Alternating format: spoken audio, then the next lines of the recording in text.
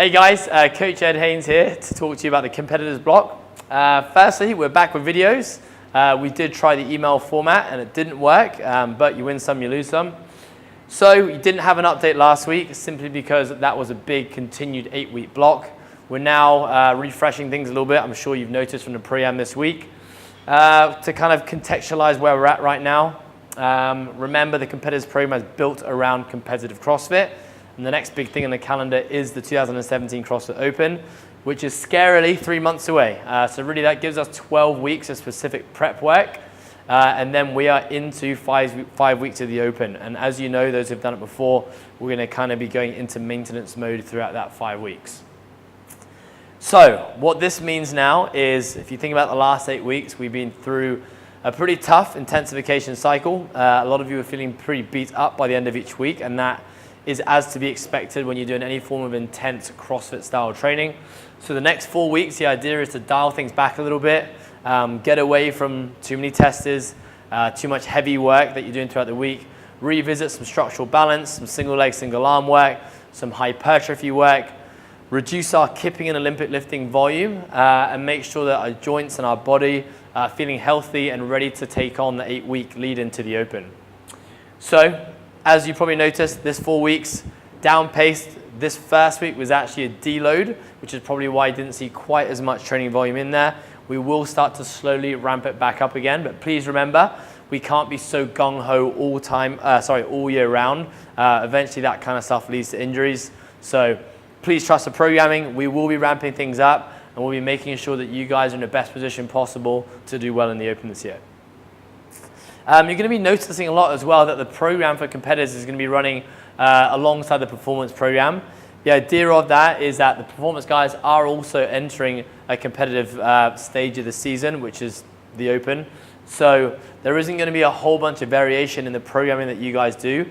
However, you will see more technical movements in your program. There will be typically heavier loads. With that said, if you need to scale movements, please feel free to do so. There is no pressure on you to move poorly just to lift the weight. Always think about movement and mechanics first, and then loads and intensity second. How your week looks at the moment, guys. Monday, we're going to continue with snatch work. It's in a kind of EMOM or every 90 seconds format, which means moderately heavy loads, and we're looking for consistency there. We're going to do some back squat hypertrophy. So you saw a set of 10 reps. We haven't done a heavy set of 10 reps in a very, very long time. And then you got some back-loaded touch and go power snatch work. So we were doing a lot of touch and go power snatch work as an EMOM format in the last block. You're now going to see touch and go power snatches back-ended. And what that means is that, let's say for example, you have a mixed modal piece and we do rowing into burpees, into wall balls, and then have to execute touch and go power snatches under fatigue.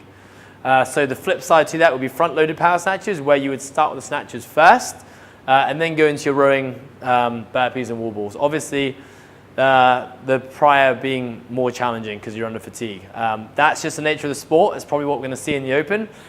So we're going to start to slowly expose you guys to that. But the loads won't be crazy heavy there. Tuesdays, we're reintroducing some push pressing. That's going to build towards touch and go shoulder overhead work down the line, which you guys have been doing a lot of, and everyone's getting way better at that. The reintroduction of some strict handstand push-ups, which you haven't had a bunch of recently. You need to work around having some fun with some strict and kipping complexes there. And then you're always going to finish those Tuesdays with firstly a barbell and a gymnastics couplet. So this week you saw shoulder to overheads and toes to bars combined together. And then we're going to go into a strict movement for quality piece. Now, when you see for quality or for movement quality, it may be a 5 to 10 minute AMRAP or 3 rounds for time. It doesn't mean we take the intensity completely out of the piece, but we want to focus on executing and nailing movements with perfect form, potentially slowing things down a little bit, resting if needed, rather than kind of pushing through that last little rep and making things sloppy. Wednesdays, we're going to do some deadlift volume. So you saw some cluster work for the first time. So 4 reps, dropping the bar, resting, picking up for another 4 reps. That's going to move over the next 4 weeks, and it's going to evolve into CP battery work.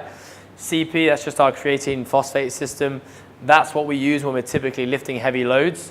CP battery means the ability to access and tap into that system when we're under fatigue. So, for example, if you think about last year's Open, We had a deadlift workout with handstand push-ups, rowing and wall balls, and then those of you got back to the deadlifts, that's a true test of CP battery in the deadlift. When you're really fatigued, very tired, are you able to still grind out moderately heavy loads? We've got some Bulgarian split squats. Haven't done single leg strength in a very, very long time, and I think a lot of you were feeling that in the first week. Expect to see that kind of evolve over the next 3 to 4 weeks. Really important that we maintain balance from right to left, front to back as much as possible, because when we get into the competitive part of the season, the likelihood is those imbalances will start to drift apart again. We've got some squatting desaturation. That's just a very fancy way to be saying we're going to do some squatting under fatigue. So you had rowing into heavy front squats this week. Rowing, of course, being a hinging and a knee flexion movement into a clean and knee flexion movement. Two very similar movements, just trying to build some capacity in our squat strength. And then you got a nasty little knee flexion tester. So you had a 5-minute AMRAP, a burpee box jumps. Very simple but very effective. You're going to see a little bit more of that kind of stuff, no more than kind of like single modality and couplet type pieces. Thursday's your rest day as always. Friday we're going to do some power clean and jerk work. That's just because you guys have been doing some heavy squats earlier on the week, just to make sure that your knees and hips and ankles can all recover. Then you got some overhead squatting. We haven't done a ton of overhead squatting. We did have it a couple of phases back. This is going to be a positional focus, and then we're going to work towards overhead squatting endurance as we get further through the weeks. We're going to start to add in some horizontal pushing, so some bench pressing. Going to come back in week 2. We haven't touched on that in a while. So just to make sure we're maintaining strength in all planes of movement. And then you're going to have some chest to bar, handstand push-up maintenance work. As you're going to see from the program, and as I've said already, not a whole ton of kipping work in there. The idea being let the wrists, elbows, shoulders, thoracic recover a little bit, but it's important that we do some of it. So it's going to come in there on a Friday. Saturday is going to bring all the 3 groups together. You're going to do some longer aerobic pieces.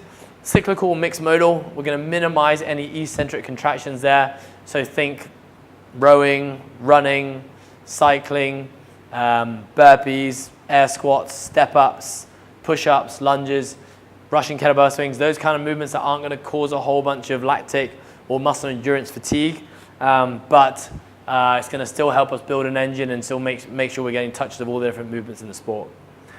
Couple of last little reminders, guys, saying it's to all groups. Movement and mobility, so important, especially for you guys who have the crazy program. Your joints are moving through a crazy amount of range every time we train. It's important you're doing restoration work, both pre and post workout, and on your rest day, particularly Thursdays and Sundays, I'll be spending at least 30 to 60 minutes doing some self-directed mobility work. We do have the YouTube channel, and those of you who've been on there, you're going to see it's growing every single week. Shout out to Kenny, who's doing a great job with the videos. But we're going to continue to get fresh content out to you guys. Combination of technique videos, educational stuff, movement pieces, mobility pieces. It's a free platform for you guys to access. Feel free to play around. Feel free to come to us with questions. You will see on Modify that we do put up a little mobility piece for each day. I know a lot of us are a little bit lazy doing it, especially the 5:15ers. So if that's you, please do it the night before. Listen to your body. This is really, really important, especially after this next 4 weeks when we go into an intensification phase. You're going to be doing some pretty crazy stuff. So it's really important that if you feel like your body needs a rest day, even though you've seen a program up there that you like and you think you should do, please listen to your body, because it will only benefit you in the long term. Always walk away so you can fight the next day. Accessory work, you're going to see more of this dripping into your program, especially in this block. This is stuff that you guys should be doing usually outside of class time, just because the sessions run a little bit longer. It's very down-paced, it's very movement specific, it's typically single leg, single arm, structural balance focus. It's in there for a reason, guys. Please make sure you're doing it. As competitors, there is that expectation that you guys are doing a little bit more than everyone else. Lastly, don't be afraid to seek one-on-one help, and a lot of you guys are, which is great, but if there's any technical movements you feel like you're lagging and you're just not spending enough time doing in group classes, us as a coaching team, we're here to help you, even if it's for like a one-off ad hoc session or just kind of once a week session. Highly recommend it. It's the only way you're going to really, really improve and take it to the next level. Great job, guys. Keep up the great work, and see you in classes.